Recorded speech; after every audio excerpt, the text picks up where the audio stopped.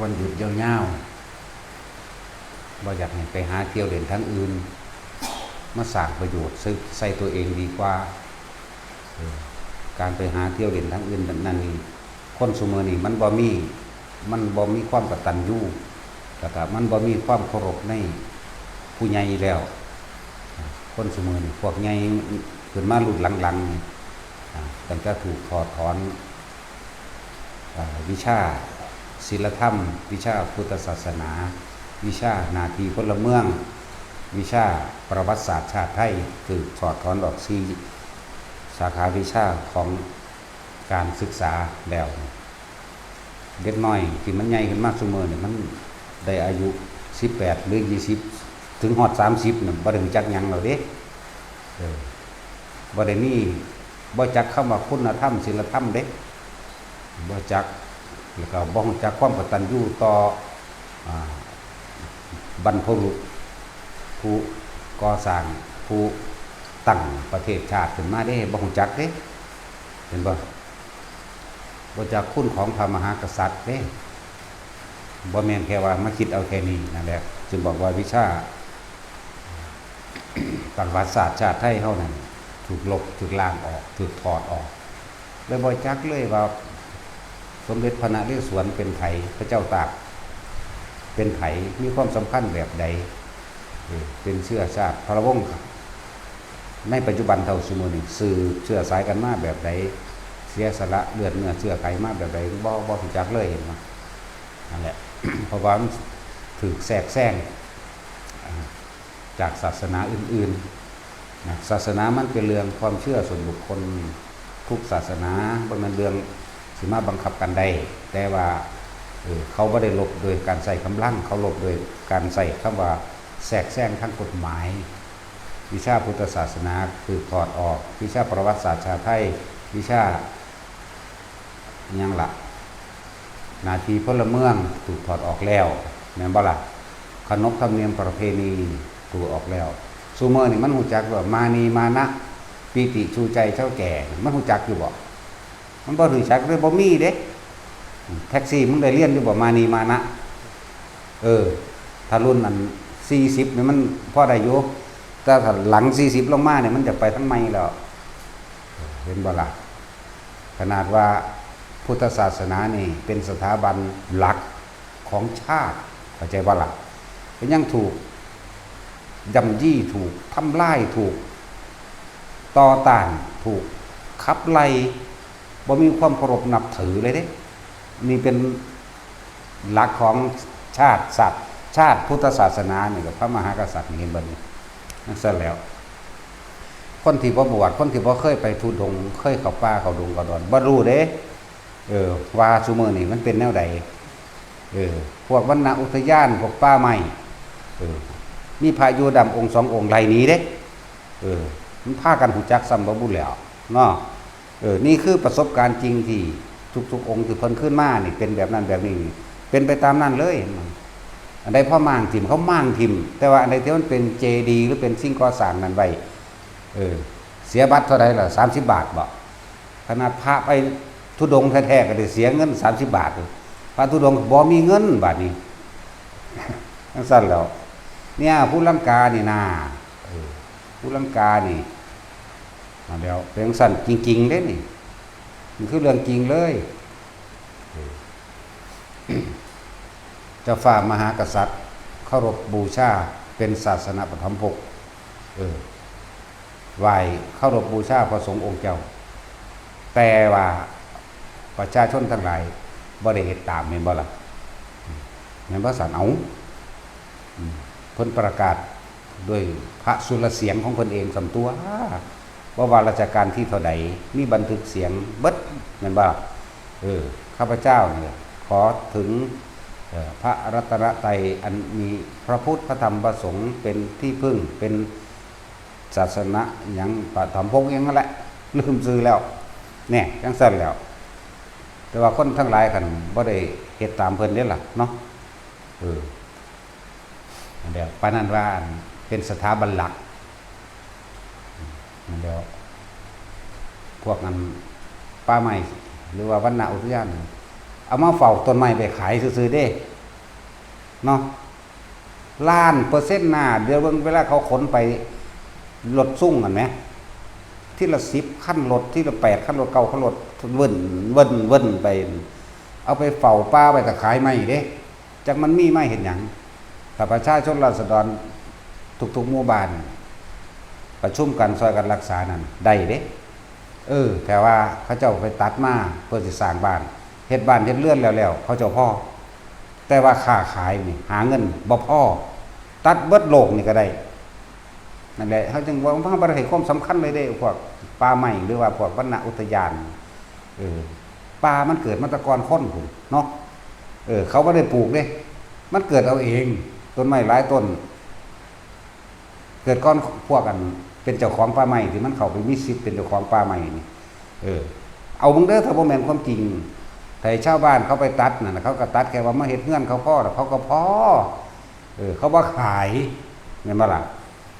อันนี้ไล่พระเฮาออกยันพระเฮาไปตัดขายซะเด้บุ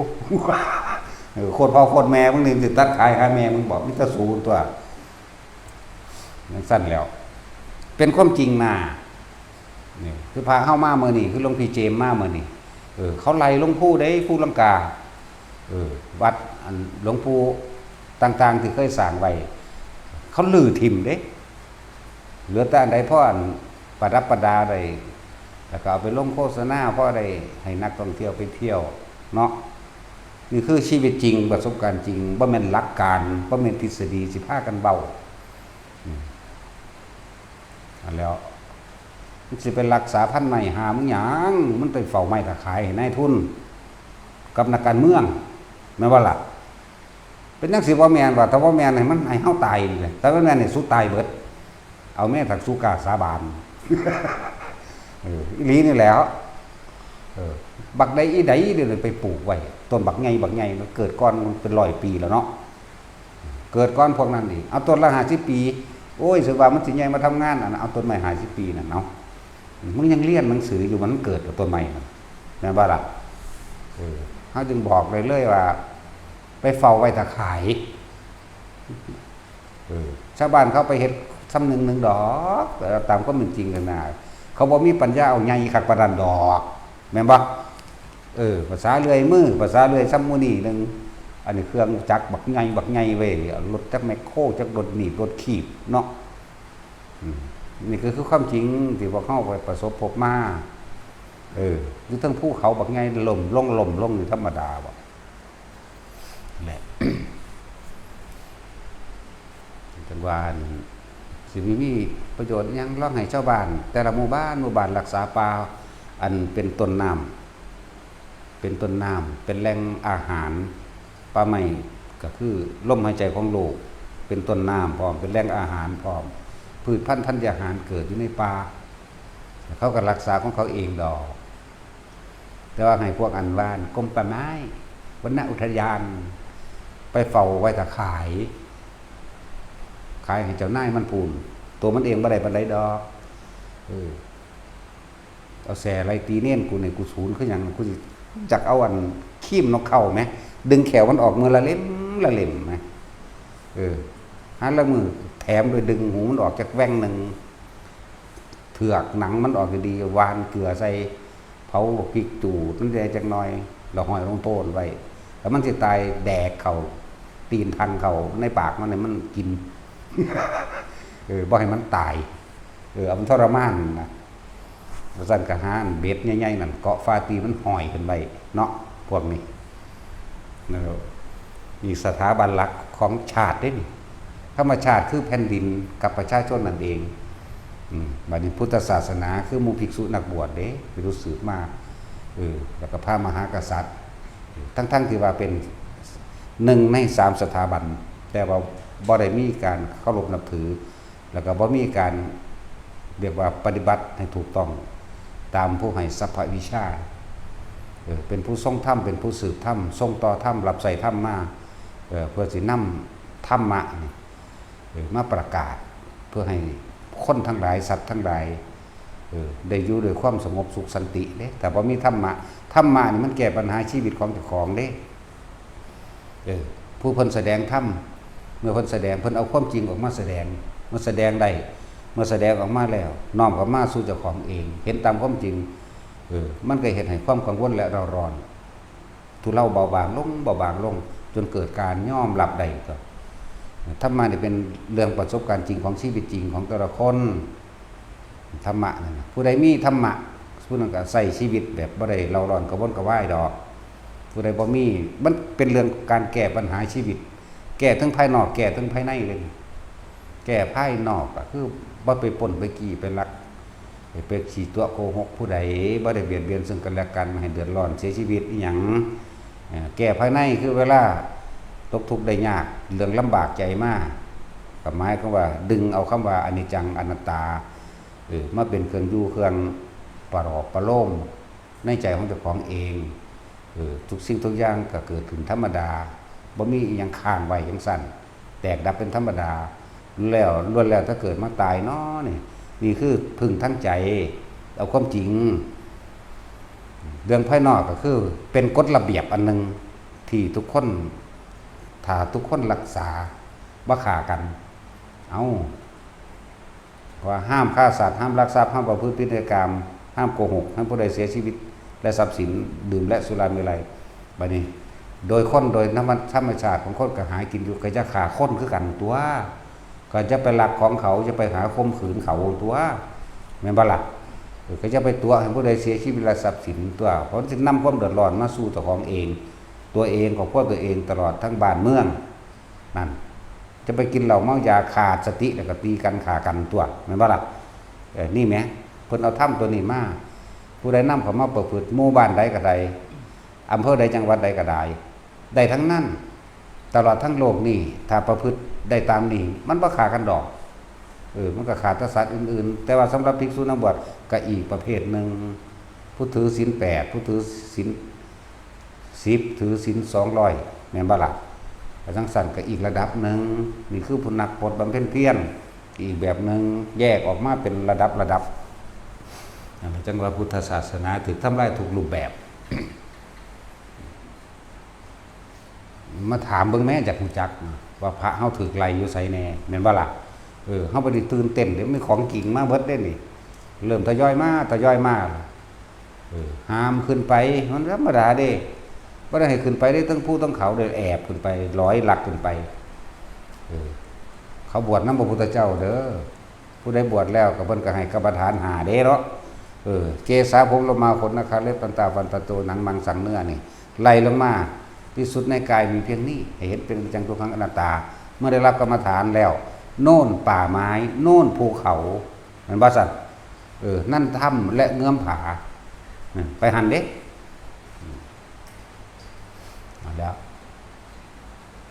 เขาบ่ได้ไปตัดไม้ทำลายป่าเด้อพระบ่ได้ไปตัดไม้ทำลายป่าเขาไปบำเพ็ญเพียรจิตของเขาเองหรือย่านเขาเห็นตัดไม้บ่ย่านเขาเห็นเจ้าของเฮ็ดเอาเองบ่แม่นบ่ซั่นพวกรักษาพันธุ์สัตว์ป่าก็พวกนั้นยิ่งสัตว์ป่าเป็นจังสิบ่แม่นว่ะเฮาก็เห็นมาบ่แห้งว่ะชาวบ้านปืนแจ๊บพวกมันปืน M16 ยิ่งเอายิ่งหมูป่ามื้อนั้นยิ่งกวางมื้อนั้นนี่เบิดเลยนี่คือความจริงนอกนั้นเป็นแค่โลโก้สโลแกนว่าเอาดีเจ้าของซื่อแต่ว่าเฮาบอกความจริงฟังว่าเฮาก็ฮู้ก็เห็นมาแบบนี้นะจังซั่นล่ะชาวบ้านชาวเมืองเขาบ่ตัดทีละ100ต้น200ต้นหรือ1,000ต้น10,000ต้นแสนต้นได้ดอกแม่นบ่ล่ะอันนี้ตัดต่ำกว่า100บ่มีแต่บักใหญ่เกิดก้อนโคตรพ่อโคตรแม่มันซ้ำเนาะเฮ้ยเว้ากันลูกศูนย์ศูนย์อีหลีเด้นี่แล้วพวกลูกจ้างเขาก็เฮ็ดตามหัวหน้าเขานั่นแหละหัวหน้าก็เฮ็ดตามหัวหน้าใหญ่ต่อไปอีกเนาะลูกจ้างก็เขาก็บอกว่ามันคนที่รักต้นไม้จริงๆก็มีอยู่แต่ว่าถูกบังคับนั่นบ่ก็จะได้เฮ็ดน้ำเขาเพราะว่าเป็นอาชีพอย่างหนึ่งในการเลี้ยงครอบครัวฉะนั้น อาชีพเลี้ยงครอบครัวบ่โหดก็บ่ได้แต่ว่าบางคนก็อาศัยทุจริตในหน้าที่พร้อมทุจริตในอาชีพพร้อมเนาะทุจริตในตำแหน่งหน้าที่การงานของเจ้าของเองอ้างว่าเป็นต้านไม้หาจับตาสีตาสาเผาทานนั่นแหละ เออ อันรถซุ่มกูเห็นจอด ติดไฟแดงอากลากอยู่นั้นคือบ่จับเนาะแม่นบ่สั่นแต่ก็อันตัดมาเผาทานแน่หาเรื่องให้เขาโลดดอกเขาตัดมาเฮ็ดบัตรแน่ก็มาหาเรื่องให้เขาโลดดอกเนาะอันนี้เขาเจออยู่เขาบอกเรื่องความจริงที่เขาเป็นอยู่เด้แม่นบ่ล่ะมาแล้วว่าบ่ฮู้จักว่าได้เป็นประโยชน์หรือโทษบ่ฮู้จักผิดกฎหมายโลดกฎหมายที่เนาะนึกเจอกฎหมู่บาดนี่ กูแพ้บ่เป็นได้สิบอกให้คนมีสัจจะคนเดียวความจริงของมาเบาแพ้บ่เป็นนะคนมีสัจจะ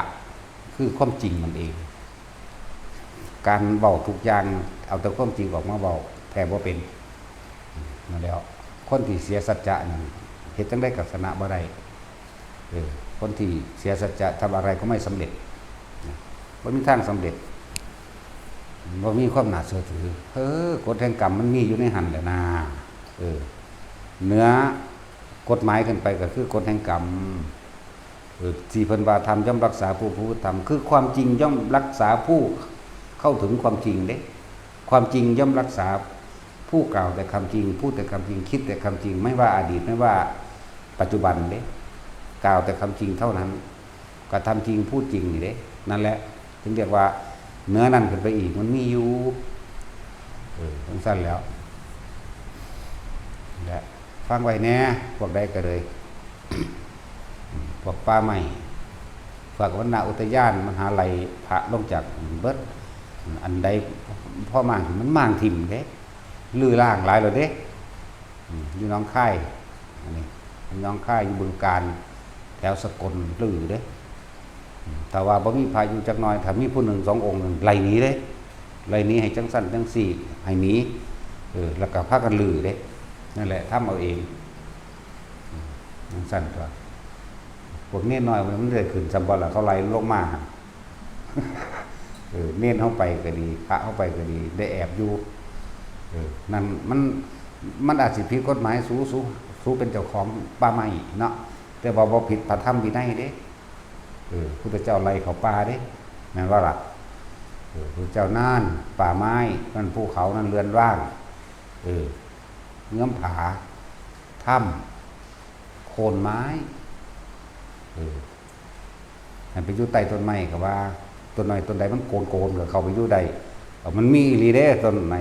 โกนบักใหญ่นี่ต้นเปื่อยมันโกนนี่ก็มีเฮาก็เคยเข้าไปนั่งอยู่ในหันอยู่ดีๆแต่ว่าเฮาบ่อยู่ติดที่ซื่อๆบ่ให้เกิน7มื้อ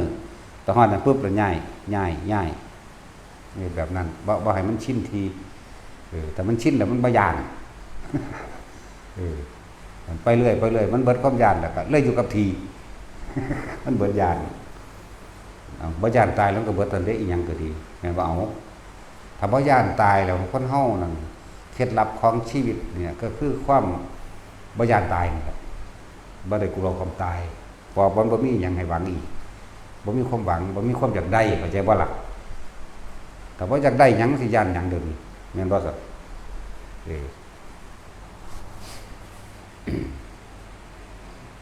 พระสงฆ์องค์เน้นเท่าอยู่ยากลำบากพวกนี้แหละว่าถ้าเขาป่าต้องระวังพวกนี้พระสันติวาบอกว่าอย่างน้อยๆเขาก็เห็นใบสุทธิเห็นไปบวชปั๊บแต่ว่าสิอยู่นานแน่เห็นให้โลดแต่มันสิหาพระเทือนนังสันเทือนนังสี่เด้ปลอมไปแล้วพระมันบ่ปลอมหรอกมันจะค้นกับปลอมเนาะคือแต่คนได้ปลอมพระจะไปปลอมแมงทั้งใดโอ้ยกดปลอมกดแมง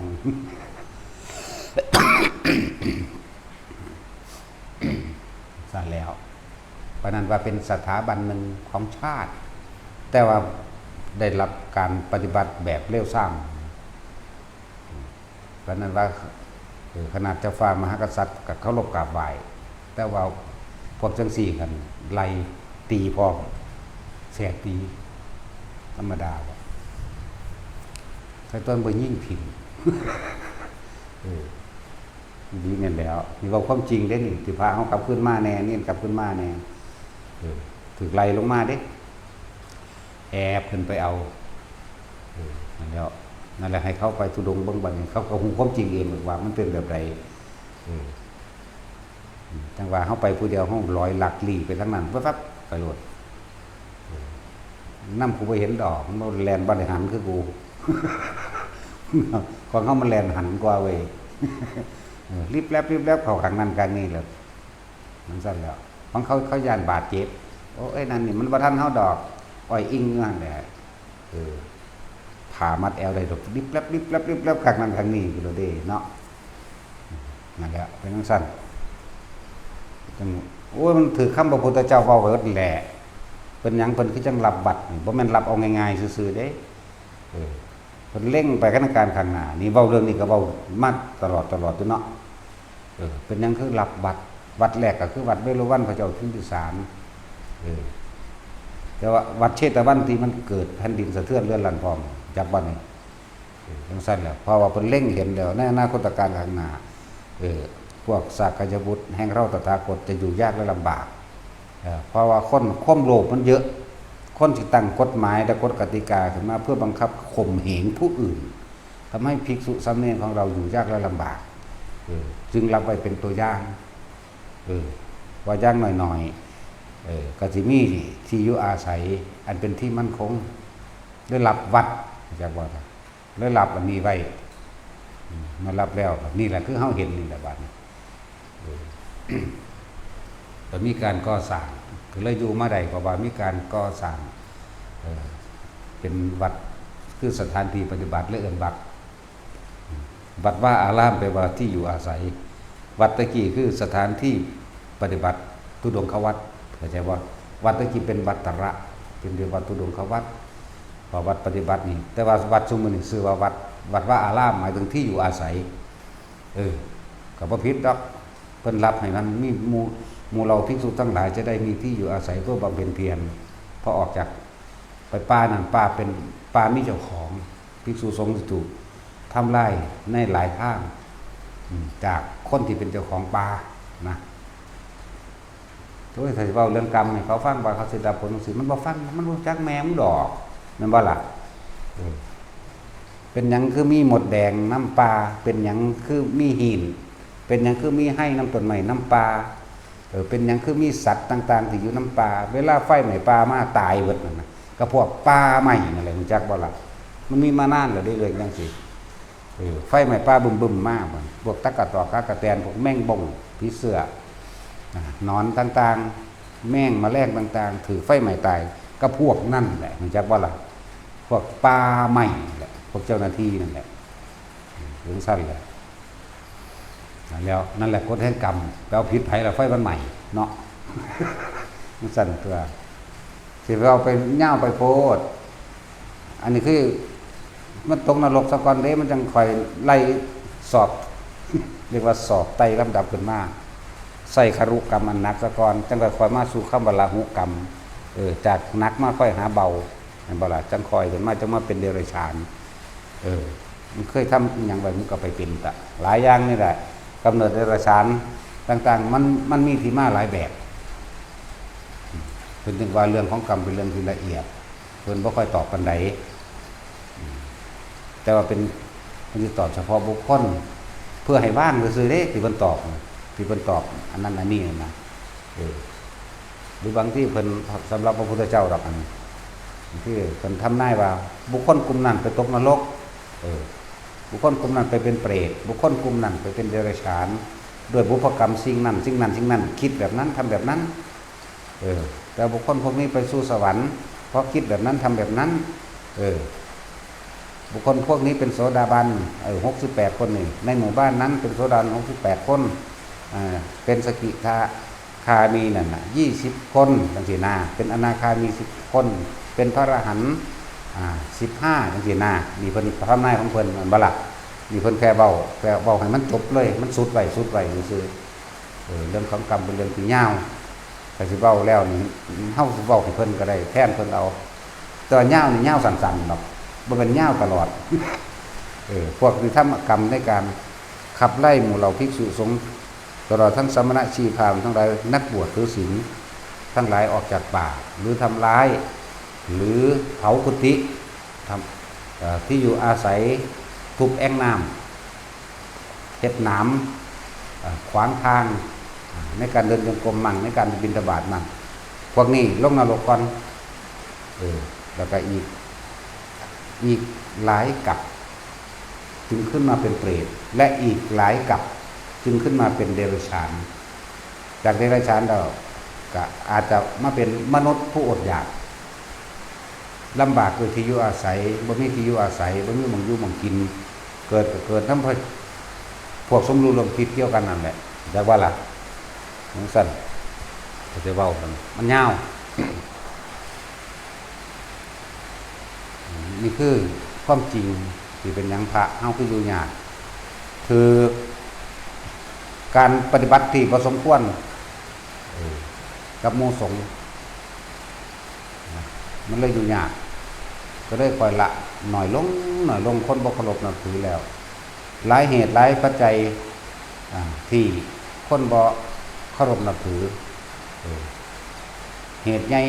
อันหนึ่งก็คือว่าหมู่ภิกษุสงฆ์บวชเข้ามาแล้วไม่ศึกษาพระวินัยไม่ปฏิบัติตามธรรม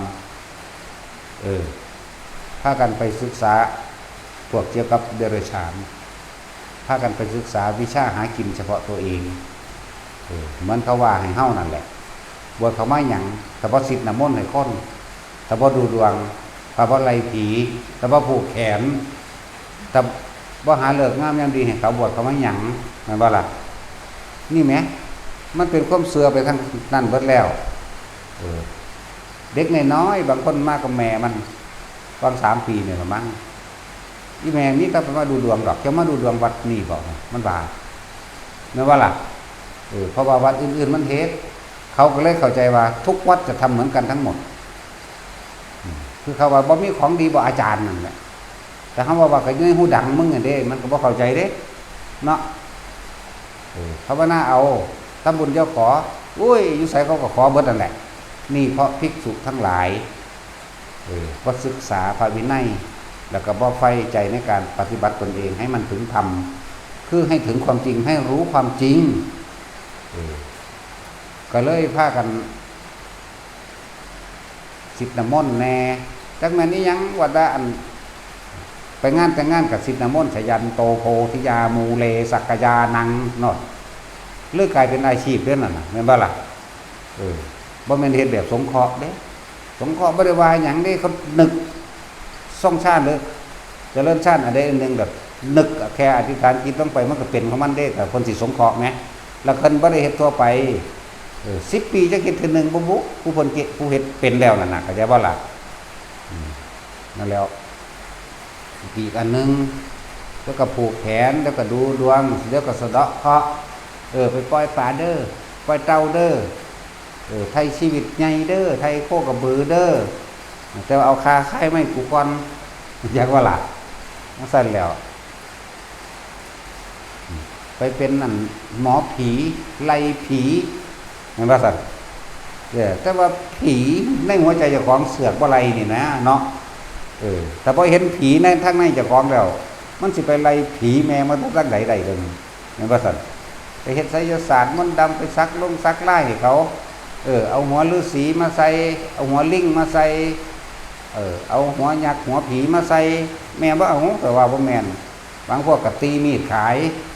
ซักไล่ในมีดแต่เขียนงอแงงคิดตัวปึ๊ดผู้เป็นครูผู้อาจารย์มันก็ตายไปแล้วแหละพวกสื่อต่อกันมากก็ดีอันนั้นมันเป็นวิชาหากินของชาวบ้านตำราพระมชาติทั้งหลายนั่นเป็นวิชาหากินของชาวบ้านดูหมอดูเลิกดูงามยามดีนั่นชาวบ้านเห็นเขาว่าบ่ว่าอยากว่าล่ะเป็นอาชีพเจ้าสิดูดวงดูไพ่ดูหมอยังเป็นเรื่องของเจ้าที่ชาวบ้านเรื่องมุภิกษุสงฆ์จะเฮ็ดเถาะเฮาเป็นผู้นำทางจิตวิญญาณเฮาต้องเอาความจริงออกมาแสดงแม่นบ่ล่ะ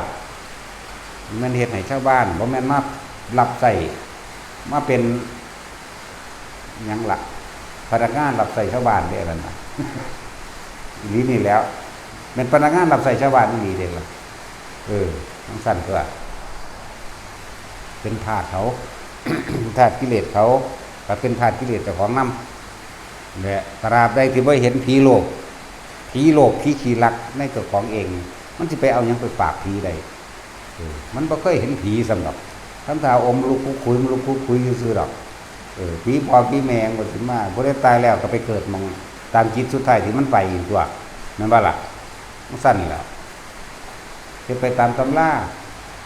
พวกคิดอ่อนประสาทอ่อนจังสิกระทำทาว่าผีเก่าซักเนื้องักเข่ามันมีเรื่องกลุ่มใจมันมีทางออกมันเลยแสดงไปจังซั่นเลยมันอุปทานหมู่เบิดนั่นแหละพวกนั้นแต่มันมีอีหลีมันก็เอามาใส่เฮาซั่นตัวเนาะก็คือไสยศาสตร์มนต์ดำนี่แหล้วมาใส่กูได้เถินมาเป่าดากกูนั่นก็ยังว่าอยู่มาใกล้ๆกูนี่นะกูอยู่กองดากนี่เป่าบ่รู้มันสิเป็นจังไดเนาะเจอระเบิดบรมนูโดนแล้วลองเบิ่งแหน่มันสั่นล่ะมันบ่มีมันบ่แม่นถ้ามันมีจริงนะพวกไสยศาสตร์ต่างๆมนต์ดำต่างๆเขาบ่เฮ็ดระเบิดปรมาณูเขาบ่เฮ็ดนิวเคลียร์เขาก็จ้างหมอพวกนั้นแหละไปเป่าใส่กันมันตายโลดเขาเจ้าทหารมาเฮ็ดหยังแม่นว่าซั่นเอาทั้งเท่าแล้วยังอันเมตตามหานิยมจังซี่ไปใส่เอาผู้นั้นไปใส่เอาผู้นี้บัดหมออันผู้อันไปเป่าเขาคือพี่เมียขี้ไล่ได้ซั่นเนาะ แม่นบ่ล่ะเท่าเอ็ดเฮ็ดอยู่แล้วก็ด่ากาฟ้าแลอาตาดอยู่คือบ่ไปใส่เอาผู้งามๆผู้หาอันเฮ็ดยาเสน่ห์ให้เขานั่นน่ะเอาอีหยังอีเท่าหน้าท้องแตกๆน่ะเสพอยู่แม่นว่าซั่นผู้ไปเฮ็ดเสน่ห์ให้เขาแม่ก็เบิ่งเมียมันแน่เนาะแถมซั่นถ้าเป็นผู้หญิงผัวก็บ่มีอีกมันสิไปขังแม่มึงบ่ได้คือบ่เฮ็ดเอาผัวรอๆแต่ทั้งซั่นถ้าเป็นผู้หญิงคือบ่เฮ็ดเอาผัวเอาคือหลวงตาสินถามเราว่าสามีกายยาเสน่ห์มันสิเป็นตาเสืออยู่บ่เอาโตมันเองก็ยังบ่มีผัวแม่เนาะพวกผู้ชายก็คือกันพวกก็หากายยาเสน่ห์แต่ของก็บ่มีเมียถ้ามีทั้งผัวทั้งเมียอยู่จังซี่มันคือบ่เอาผู้ใหม่มันก็เอาเห็นจังกี่ไร่บันเตบๆอยู่เป็นตัวแต่ว่าเรียกทรัพย์เด้อเรียกเงินเรียกทองเด้อท่านโอ้ยมันสิไปทำงานเนาะมีแม้ความจริงมันไหมนั่นแหละภิกษุนักบวชบ่ศึกษาพระวินัยบ่ศึกษาพระธรรมพระไตรปิฎกมีอยู่แล้วโอ้ยย่างขี้ไล่ย่างเนินซ่าอ่านเดือนนึงก็จบดอกจนฉบับ100 เล่ม80 เล่มหรือ45 เล่มนั่นเดือนเดียวก็จบแล้วก็จะคอยเห็นความจริงเข้าไปในตัวเองก็อ่านแล้วมันก็หูจักมันก็เข้าใจตัวอันนี้มันบ่อ่านได้เดี๋ยวนี้ซ่อมเบิ่งเนาะบ่อ่านบ่ศึกษาอันรุ่นพี่พาเฮ็ดจังได๋ก็เฮ็ดไปนั่นบ่ล่ะหดน้ำมนต์เป็นอาชีพเป็นของขังแท้ๆกับสารซุ่มเป็นหยังขายมันก็สิได้เนาะได้ซุ่มโบราณก็ให้เขาวิธีขังจะก็เปิดเงินจะก็เข้าไปทางในเด้อก็ขังมันว่านั่นว่าล่ะขังแมงก็ตายมาหลายรุ่นแล้วนี่แหละคือจุดเสื่อมจุดแรกก็คือมันสิเสื่อมจากยอดก็คือบุคคลถ้าจะเริ่มจากยอดคือบุคคลคนผู้เดียวนั่นคือพระพุทธเจ้าชายสิทธัตถะเฮาหลังจากตรัสรู้ก็เป็นพระโคดมแล้วเป็นผู้สมบูรณ์แล้วนั่นแหละคือจะเริ่มจากคนเดียวฝึกตนดีแล้วจึงฝึกผู้อื่นได้ด้วยแต่ของรู้แจ้งเห็นจริงเบิดแล้วจึงสอนผู้อื่นรู้แจ้งได้นี่จังแต่กระจายออกมาหาหมู่ภิกษุสงฆ์ได้บัดนี้นั่นว่าล่ะจังมีพระสงฆ์แต่กระจายออกมาตัวบัดนี้เสื่อมก็เสื่อมจากบุคคลคือกันนั่นแหละบัดจากยอดหมู่ภิกษุสงฆ์บวชเข้าไปแล้วบ่ฝึกหัดปฏิบัติบ่ได้เว้าเรื่องมรรคผลนิพพานเลยเว้าแต่เรื่องสิ่งศักดิ์สิทธิ์เว้าเรื่องขอเนาะขอเอาเด้ออธิษฐานเอาเด้อก็มึงเฮ็ดขายอยู่นะมึงเฮ็ดขายเฮ็ดหยังมึงก็คือบ่เฮ็ดแล้วก็อธิษฐานเอาเองขอเอาเองเอาของผู้อื่นเฮ็ดหยังเอาเงินนำเขาเฮ็ดหยังแม่นว่าล่ะเฮ็ดออกมาแล้วนี่รุ่นรวยพันล้านก็เฮ็ดเอาก็อักเอาอยู่ผู้เดียวอยู่ตัวทีนี้ยังเปิดบูชาเด้มีจำนวนจำกัดอีกโอ้ยตั้งบริษัทขายพร้อมมีนายห้างพร้อมเด้มีการโฆษณาพร้อมเนาะเอา ขายผู้อื่นเฮ็ดหยังคือบ่ว่าเอาเองแม่นบ่ล่ะสั่นแหละจิตตัวเบิดวันนี้เอาความจริงบัดนี้ผู้ใดไปบูชามาแล้วไปขับไปซื้อมาแล้วนั่นน่ะนั่งซกมกถ้าเอาอยู่หั่นมันไหลมาอยู่บ่เงินแสนเงินล้านแม่นบ่ล่ะเห็นแต่ไปทำงานคือเก่าอยู่ไหมแม่นบ่ไปทำงานมันสั่นแล้วถ้าบอกไปมันล่ามเป็นแมงไปหอดไก่อยู่กาฟ้ากันศึกษาแน่เอาความจริงออกมาเบาแน่เสียทีพันล้านกับซานผู้ใดอีหลีแล้วแหละผู้ใดอีหลีมันได้ระหว่างเงินพันล้านแบบนั้นเงินต้องไปทำงานเอาตัวรุ่นที่ยังได้เหนือดวงจะมันเป็นแมงได้ดวงกันเลยเนาะรุ่นเหนือดวงมั่งรุ่นนั่นรุ่นนี่มั่งโอ้ยนี่แหละก็เลยบอกว่าถ้าสิเสื่อมก็เสื่อมจากภายในก่อนหรือเสื่อมจากบุคคลนี่แหละพอจะเลื่อนก็จะเลื่อนเพราะว่าบุคคลฝึกหัดปฏิบัติตามเสื่อมก็เสื่อมเพราะว่าไม่ฝึกหัดไม่ปฏิบัติตามก็เลยเสื่อมจากบุคคลลงมาอันอื่นๆก็สึกแทรกซ้อนเขามาเรื่อยการทำลายภายนอกก็มีอยู่แล้วตัวเองทำให้เขาบอกเคารพบูชาเองมันบอกเคารพนับถือบูชาไปว่ายินดีก็ทำตามด้วยความเคารพเด็กคือเขาเลยมาทำตามบัดนี้เขาไปทำตามคนเมื่อนี้ดวงดีเด้อตอนนั้นคำตอนนี้คำออกค้าขายเนาะสั้นๆแล้วเมื่อนี้จุดธูปเท่านั้นดอกเท่านี้ดอกเด้อเมื่อนี้สวดอันนั้นเท่านั้นกลับเท่านั้นจบเด้อเนาะสวดบักหลายมันบ่ได้บ่มันสั่นแล้วนี่ก็ตัวกับตัวนะอันนั้นมงคลอันนี้มงคลผูกแขนจะซื้อหรือมงคลหาแมงบอกนั่นเป็นเรื่องเขาเจ้าของชาวบ้านที่เขาเจ้าให้กำลังใจกันอันนั้นเป็นเรื่องของชาวบ้านพระบ่ได้ว่าดอกบ่สมควรเวลาเขาเจ้าเห็นนั่นเห็นนี่เป็นเรื่องของชาวบ้านคนละอย่างกันอยู่พระนี่ต้องเอาธรรมออกมาแสดงเฮาอยู่ในหน่วยของธรรมจักรเฮาแสดงความหมุนแห่งธรรมได้นี่หมุนเอาธรรมออกมาหมุนอย่างเดียวเอาธรรมออกมาคุยเอาธรรมออกมาเว้าเอาความจริงออกมาแสดงเพื่อให้ทุกคนคิดคล้อยตามหรือเห็นตามความเป็นจริงของชีวิตเจ้าของเองเด้เฮานี่หมุนตะจักรแห่งธรรมเอานั่นเด้เรื่องธรรมจักรเรียกว่าจังซั่นแต่ว่าพุทธจักรกับพุทธบริษัท4นั่นเลยว่าพุทธจักรว่าพุทธจักรหรือพุทธบริษัท4พุทธธรรมสงฆ์เป็นที่หนึ่งอยู่แล้วแล้วอุบาสกอุบาสิกาก็ว่าไปที่บัดนี้นั่นแล้วเฮาเป็นธรรมเฮาเป็นจักรแห่งธรรมเอาแต่ธรรมออกมาแสดงบ่ได้พาสร้างผีสร้างพญานาคเด้เดรัจฉานชัดๆจนได้สิไปเสกยังผู้ใดๆเด้อนี่เนาะสั่นแล้วพากันปั่นบักไงเสียเงินเสียทองละลายดวงดีอยู่บ่ทั้งก็ชีพหายเพราะว่าไปหาปั่นนาคคือเขาตัวพญานั่นพญานี่โอ้ยงูเห่าก็มีงูจงอางก็มีงูลากเสือกก็มีนั่นแหละพญาเห่าพญาจงอางพญาลากเสือกพญางูป่าพญาตาแหพญาสามเหลี่ยมนั่นแหละพญาจากว่าล่ะแม่นบ่ล่ะนั่นแล้วตั้งชื่อให้มันพญาผู้ชงโอ้ย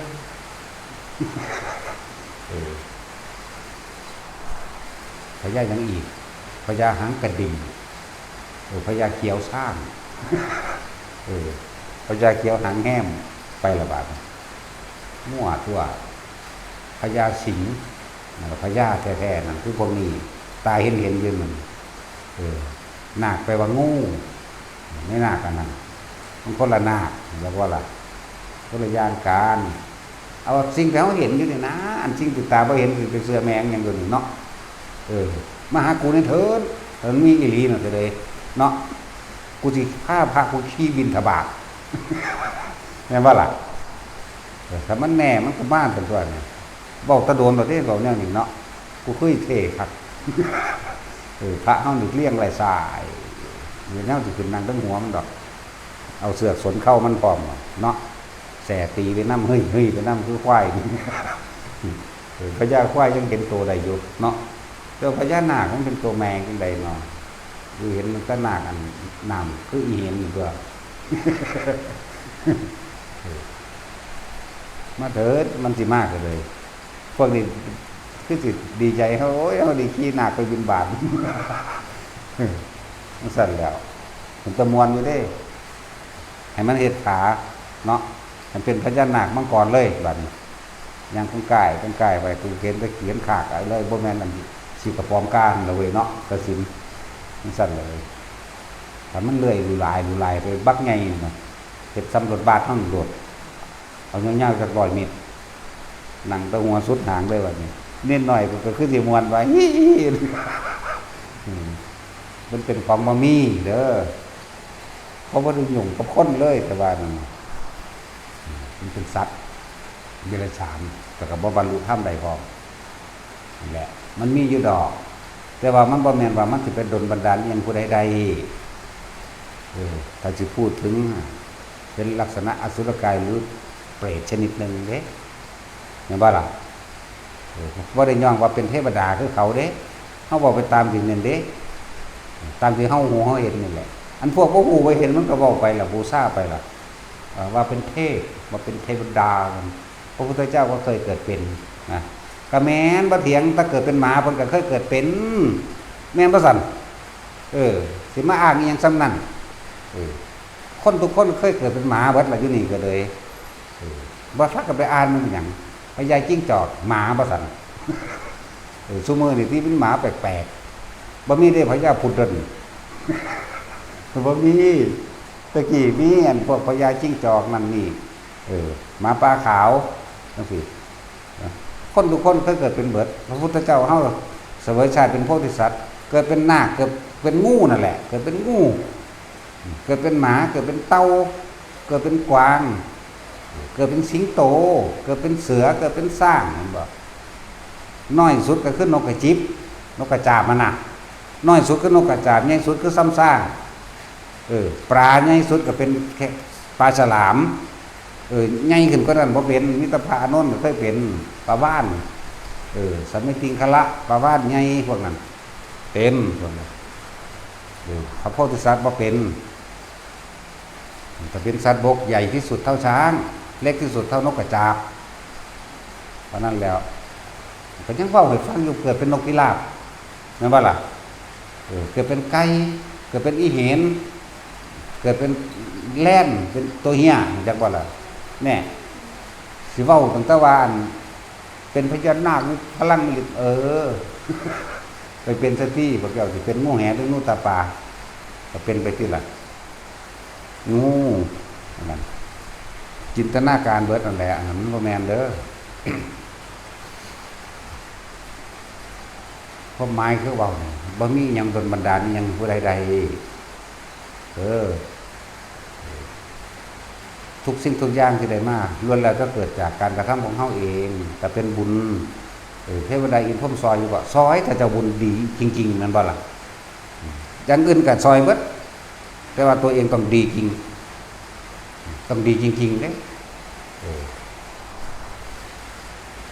พระพุทธเจ้าสวยศาสตร์โพธิสัตว์เพิ่นสิไปเอิ้นหาสิ่งศักดิ์สิทธิ์บ่มีเด้อศึกษาดีๆเด้ออ่านเบิ่งในแค่พระเจ้า500ศาสตร์นี่ได้บ่มีเลยสิไปเอิ้นให้เทวดาอินพรหมมาซอยบ่มีแต่นึกถึงบุญบารมีตัวเองสร้างมาเด้นั่นแหละเอิ้นว่าสัจจะเว้าแต่ถึงความจริงเท่านั้นเองมันเกิดเป็นมหาชนกตกน้ำขนาดนั่งพันธุรัตน์มันลอยมาเห็นแล้วก็ว่าบุรุษผู้โง่เขานะท่านจะมีความเพียรพยายามว่าไปทำไมฟังก็ยังมองไม่เห็นจะตายเปล่าๆว่าแต่ว่าก็ห้องห้อยอีหานี่ก็เด้ยังนั้นน่ะกูก็เห็นมึงตัวบ่ตายเปล่าได้ล่ะก็ขึ้นชื่อว่าความเพียรนี่แม้นสิบ่ทันได้สำเร็จแต่ว่าก็เป็นผลเป็นเหตุเป็นปัจจัยไปในภายภาคหน้าได้ขึ้นชื่อว่าเป็นผู้รักษาความเพียรแน่พอบุคคลทั้งหลายยอมสำเร็จด้วยความเพียรนะมันก็ว่าไปหันได้ล่ะบริวารได้โอ้ซอยไฟแน่แต่ว่าก็เอาอีหานี่เลยแล้วว่าอีหลีนั่นแหละ เลยเอาต่างๆพวกเทวดาเขาไม่เห็นอันเห็นเนี่ยยังไล่มันไหมว่าล่ะนี่ก็บอกความจริงอยู่ได้เลยแล้วมึงสิ่งนี้เกิดนี้ได้อีหานี่จังว่าเขาสิเห็นเขาสิว่ากูมีเมียแม่อีหลีนี่แล้วคือจังเข้าไปเทศทั้งไกลๆมันกลางมงถาเลยกลางมงถาเปิดไฟถาเปิดทั้งห้องน้ำทั้งทางในล็อกห้องไว้ปิดไฟไว้ปลั๊กไฟมันอยู่ในห้องเด้นี่ปลั๊กไฟห้องน้ำก็อยู่ในห้องปลั๊กไฟข้างนอกข้างในก็อยู่ในห้องเบิดล็อกไว้กลับมาในไฟห้องน้ำก็เปิดไฟทั้งในห้องก็เปิดไฟหน้าพุดกับเปิดเด้แล้วหลายเทื่อเขาไล่นี้ตัวยากยังแม่ก็ได้ว่าได้ล่ะนี่แหละหลายอย่างระดับที่พวกเฮาบ่รู้นะตราบใดที่เฮายังไปยืนมือขอความช่วยเหลือจากผู้อื่นอย่าหวังว่าสิ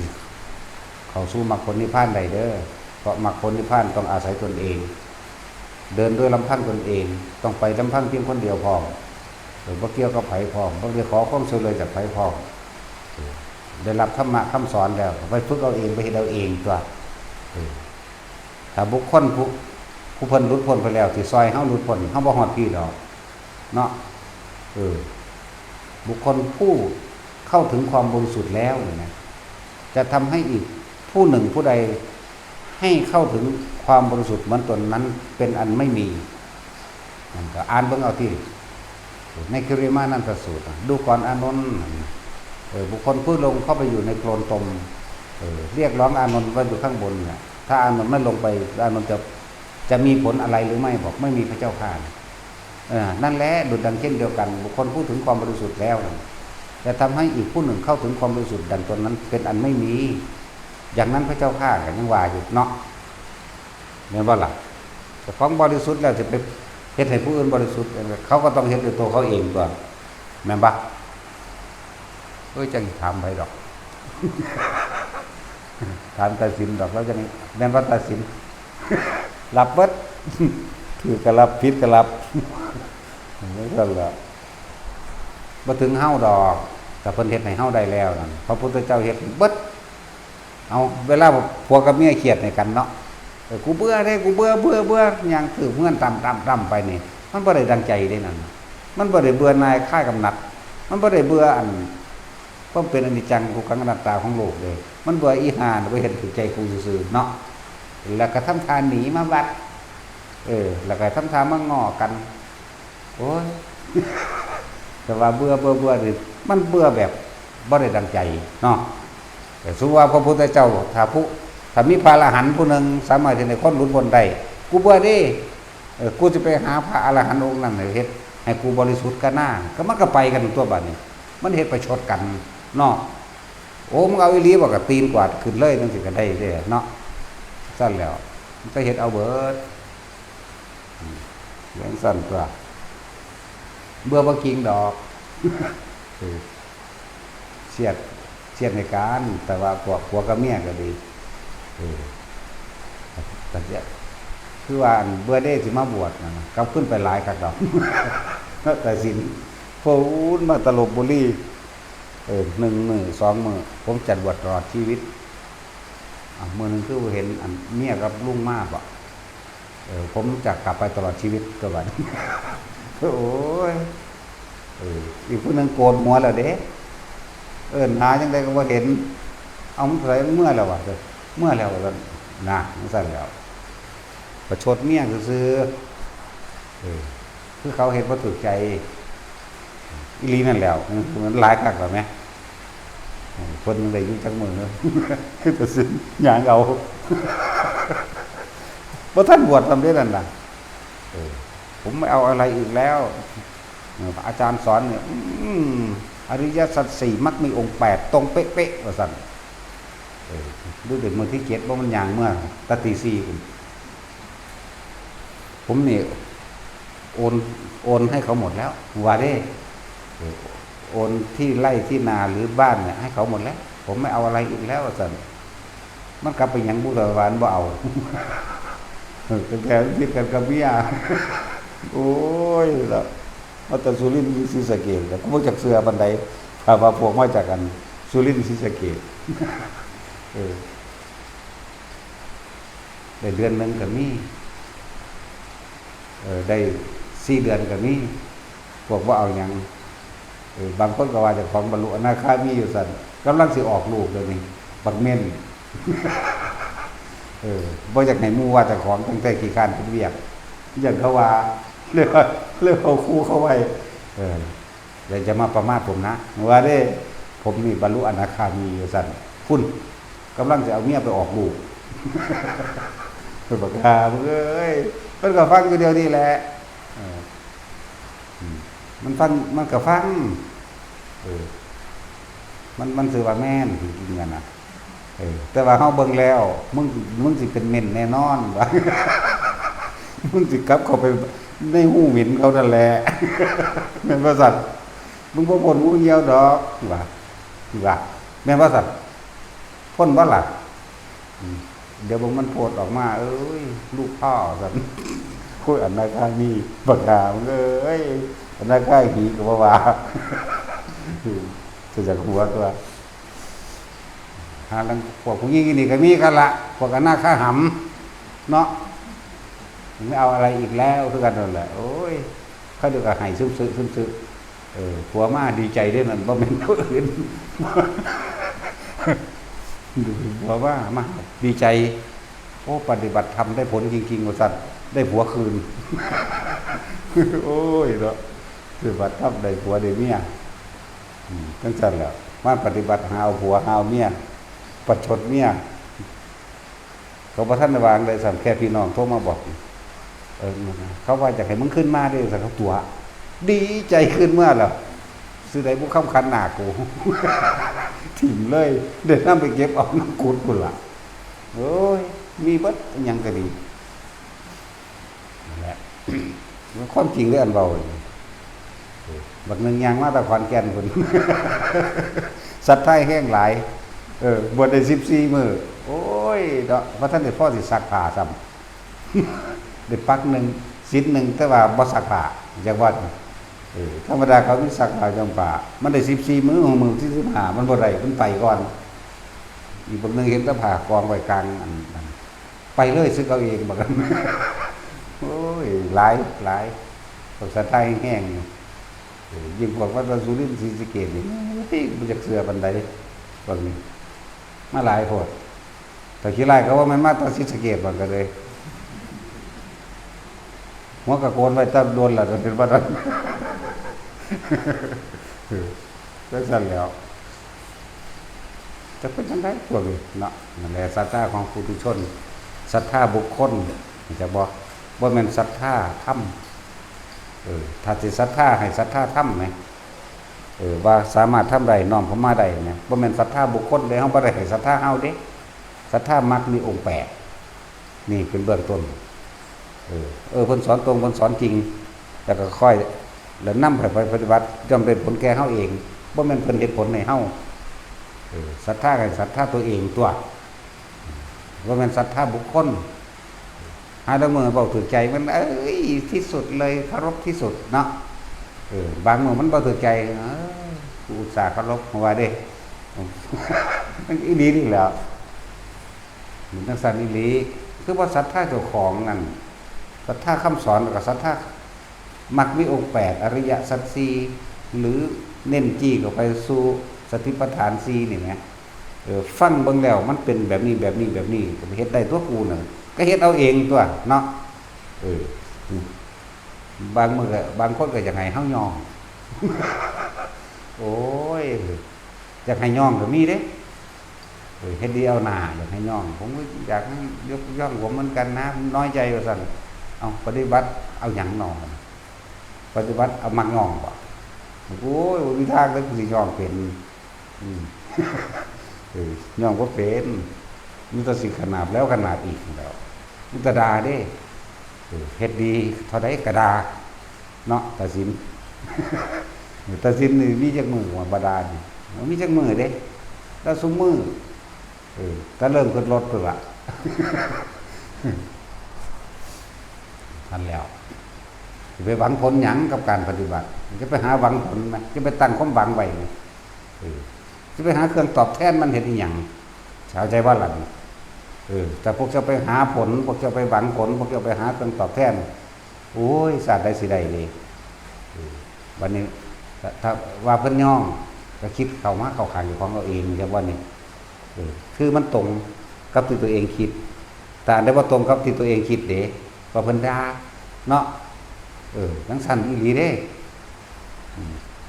เดี๋ยวถ้าจะศรัทธาต้องศรัทธาตัวเองไหมเชื่อมั่นในตนเองพิจารณาใครควรโดยตนเองเรียกว่าปัญญาศรัทธาปัญญาพิจารณาใครควรโดยตนเองเห็นตามความเป็นจริงโดยตนเองไหมก็เหลือแต่ความเพียรพยายามแห่งตนเองว่าสิรักษาจิตหนึ่งได้บ่เท่านั้นเด้ศรัทธาปัญญาความเพียรไหมนี่ตั้งหากว่ามันศรัทธาเพิ่นสิว่าศรัทธาเอายังซอยไผบ่ได้เด้นี่แม่ว่าล่ะบ่ได้ซอยผู้ใดเด้นี่บ่ได้ซอยผู้ใดจนเศร้าป่วยมันเศร้ากันเกลือเด้มันก็ป่วยกันแหละนี่จะบอกตายที่ใจจังสันเด้โอ้มาพึ่งพาบารมีอาจารย์อยากให้ผู้นั้นผู้นี้ป่วยอย่างผู้นี้โอ้ยตายซ้ำจังบ่เจ็บบ่ได้เฮา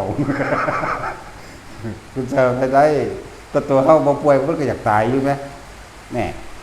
ฟังเอาตัวยังก็เลยเนาะอันนั้นอันนี้ซอยแหน่